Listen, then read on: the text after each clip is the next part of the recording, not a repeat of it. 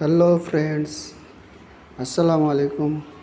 আজকে আমি যাচ্ছি আখাউড়া রেল স্টেশন এবং আখাউড়া যা যা আছে সেটা দেখার জন্য। তো চলুন যাওয়া যাক। আমরা যাচ্ছি আখাউড়ার উদ্দেশ্যে। একটা সিএনজি ভাড়া করলাম, 90 টাকা ভাড়া, চান্দুরা বাজার থেকে। প্রকৃতির দৃশ্য অসম্ভব সুন্দর, দুপাশে গাছপালার সারি এবং সেই সাথে ধান কাটার মৌসুমে ধানের গন্ধ, সাথে প্রাকৃতিক পরিবেশ, ছোট ছোট খালবিল, বেশ ভালোই উপভোগ্য। আমরা এখন চলে আসলাম চম্পকনগর। এইখান থেকে আখাউড়ার উদ্দেশ্যে গাড়ি সিএনজি ভাড়া পাওয়া যাবে। আমরা আখাউড়ার রেল লাইন দেখতে পাচ্ছি, খুব কাছাকাছি চলে এসেছি। আমরা নামলাম পৌরসভা রোড আখাউড়া। এইখান থেকে রেল স্টেশন হেঁটে যাব। আমরা চলে আসলাম আখাউড়া রেলওয়ে স্টেশনে। কর্মী হিসাবে জর্ডানে যেতে ইচ্ছুক মাহবুব।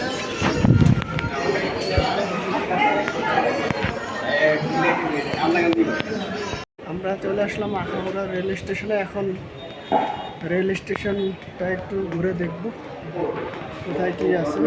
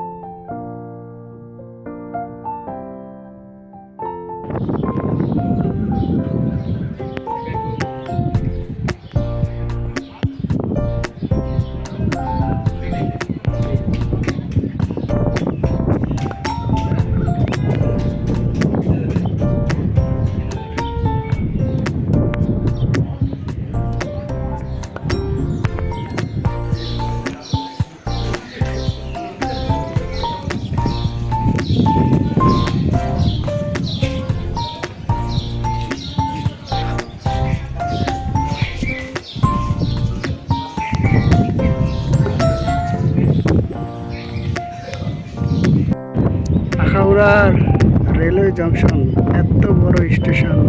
দেখেন এই মাথা থেকে ওই মাথা কত বড়।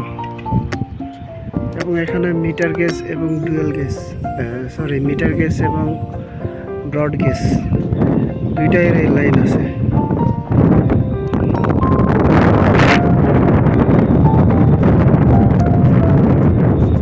অনেক বড়, চাইলে ইজিলি যারা রেল একবেলা ইজিলি কাটাই দেওয়া যাবে এখানে।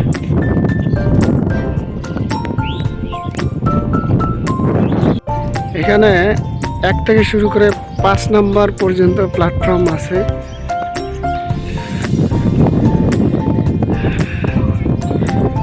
এখানে সর্বমোট 5টা প্ল্যাটফর্ম এবং রেল লাইন অনেকগুলো।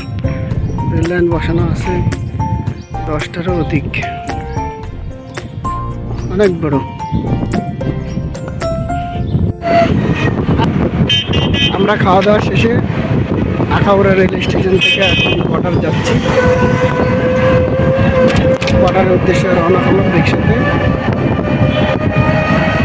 একজন 30 টাকা করে। তো চলুন যাই আমাদের সাথে, আপনারাও চলুন কোয়ার্টার এলাকায়।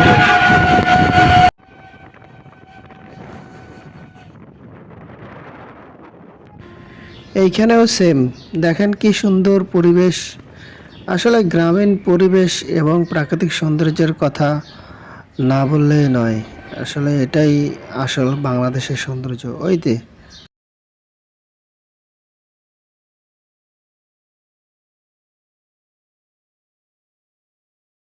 আমরা এখন চলে আসছি বর্ডারে। আমরা এখন যাচ্ছি আখাউড়া বর্ডার দেখার জন্য। জানি না কত দূর যাইতে পারবো, তবে চেষ্টা করি কত দূর যাওয়া যায়। আমাদের সাথে চলুন, আপনাদেরকে কিছু দেখাই। বিভিন্ন সাইনবোর্ড দেওয়া আছে আমাদের। আমরা তো 0 পয়েন্টের মেন গেটে চলে আসছি, জানি না কতটুকু ঢুকতে পারবো, ভিডিও করতে পারবো। চলেন দেখি যাই তবু।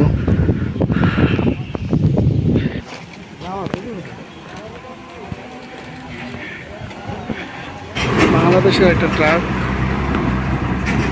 ইন্ডিয়া যাচ্ছে, যে ইন্ডিয়া থেকে বাংলাদেশের ট্রাক আসতেছে।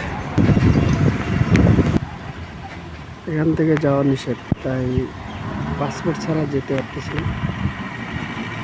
এখানে চেকপোস্ট রয়েছে, তাই ভিতরে ঢোকা নিষেধ।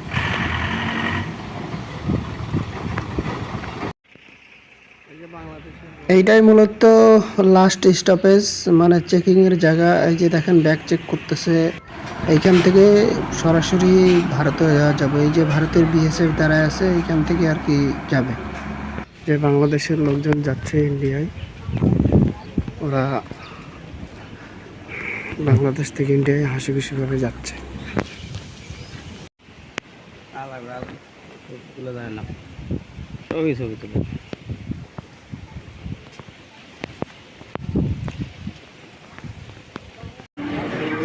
এখানে বাংলাদেশ থেকে আসার পরে কাস্টম ব্যাগেজ স্ক্যানিং রুম, এখানে স্ক্যানিং করতে হয় এবং এখান থেকে বাংলাদেশে ছেড়ে দিই। এটা হচ্ছে বাংলাদেশ স্থলবন্দর। এইখানে বাংলাদেশ থেকে ট্রাক যত যা আসে এইখানে এসে চেকিং হয়। এর ভিতরে চেকিং হয়ে এখানে মাল খালাস হয়। এখান থেকে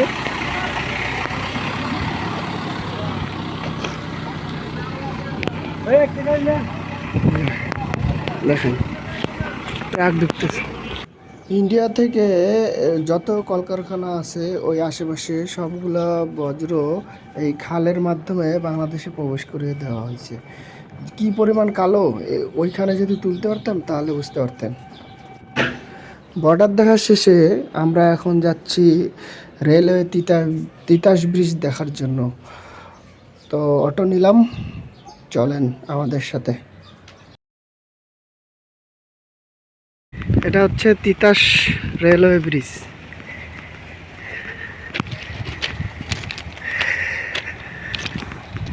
আর এই যে জায়গাটা দেখতেছেন, এটা হচ্ছে মিনি কক্সবাজার নামে পরিচিত। এখন যেহেতু বৃষ্টির সিজন নাই, পানি নাই, তার কারণ হচ্ছে এই জায়গাটা শুকনো দেখাচ্ছে।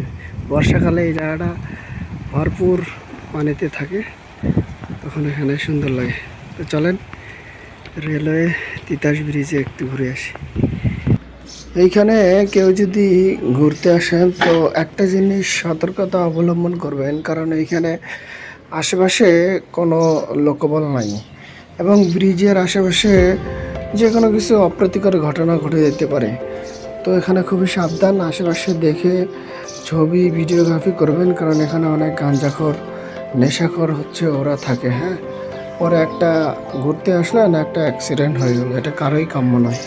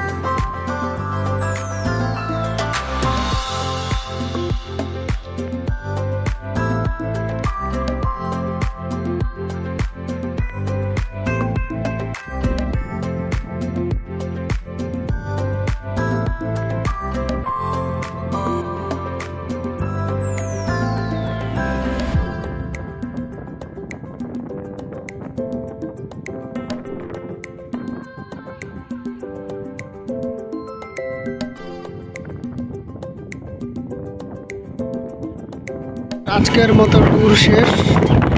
আমরা এখন তিতাস রেলওয়ে ব্রিজ থেকে আখাউড়া বাইপাস সড়কে যাব। ওইখানে গিয়ে আমরা চম্পকনগরে গাড়িতে উঠবো। চম্পকনগর থেকে চান্দুরা চলে যাব। আমরা এখন যাত্রা শেষে চম্পকনগরের সিএনজিতে উঠলাম। বিস্তারিত আমরা জানাবো ভিডিও শেষে। কত টাকা ভাড়া, কীভাবে আসলে আপনাদের সুবিধা হবে।